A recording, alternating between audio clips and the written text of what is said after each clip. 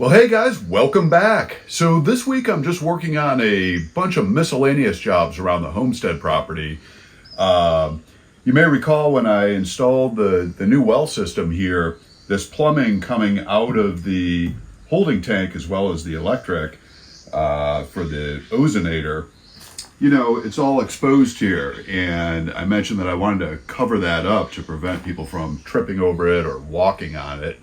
So I'm going to do that today. I thought I was going to build a wood encasement, like a bench over this, but it's a little clumsy, the area.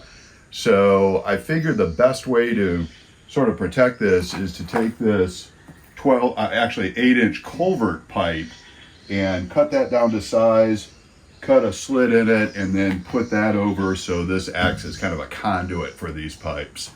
So that's what I'm doing right now.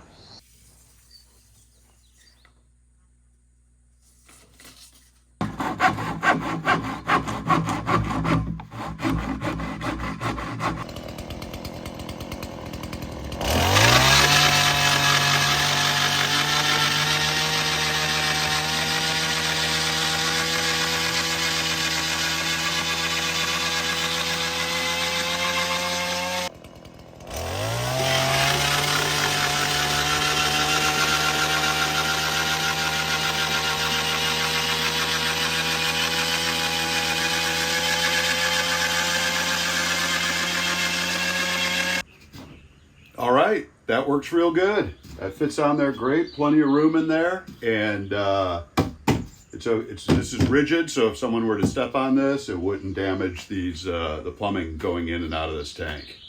So Lisa and I brought the boat up to the homestead property. It's a little 12-foot Klamath with a 8-horse Honda on the back. Great for getting in the river and salmon fishing. So that season is upon us, and the river's starting to fill up with the fishermen. So hopefully we'll get out there this summer and rip a little salmon lip.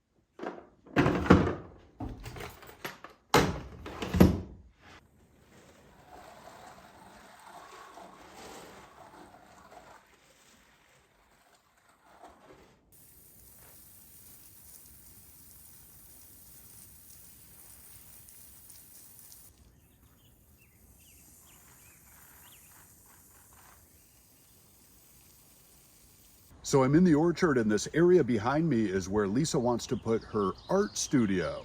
So she's found a pretty cool design. It's a 12 by 16 footprint, which is under 400 square feet. So it does not require a building permit in our county. It's non-dwelling space. And it's going to be completely off-grid. So this is going to be an experiment for us in building our first completely off-grid building. So I'll do solar panels for the electric, and we're going to do rainwater harvesting for the water.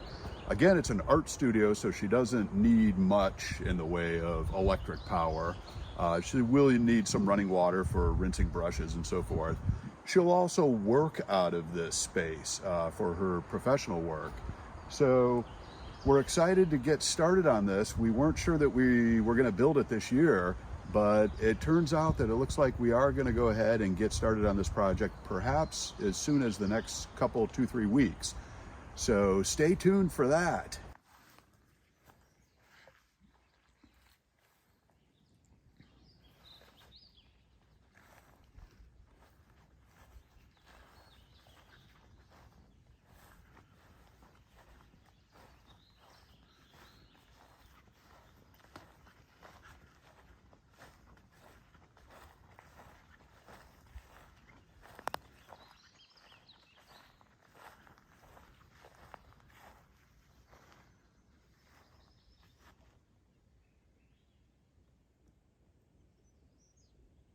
Apples are coming.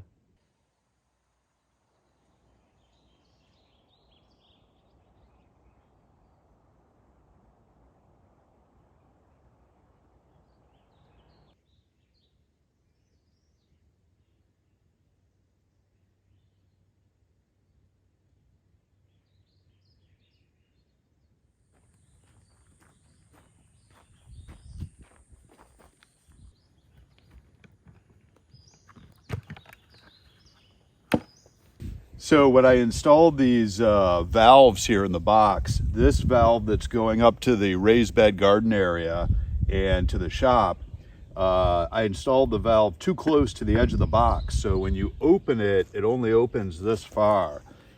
I don't think that makes a big difference because I seem to be getting plenty of pressure up at the garden and at the shop.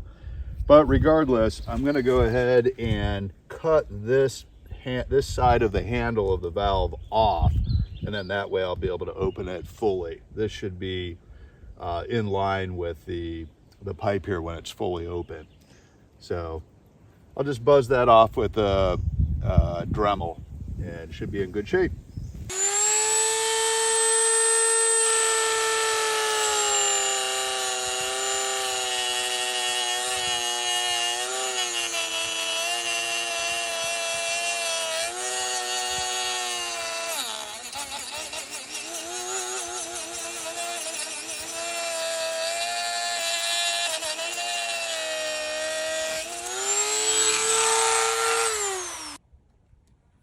There we go. Problem solved.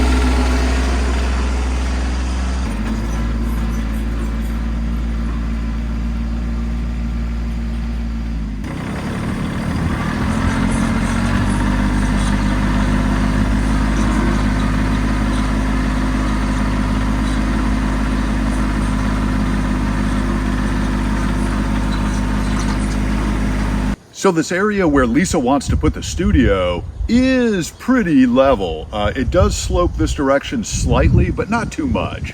I'm going to build the building on skids, similar to the way I built the shop.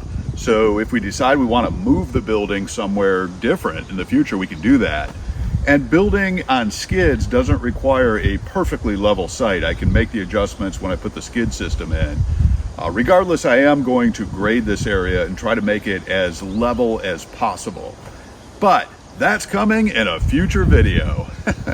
Thanks for joining me this week, you guys. I really appreciate it. I appreciate your subscriptions. Subscribe if you haven't yet. That would be awesome. And like the video and share it if you really enjoyed it. I'll look forward to seeing you next time.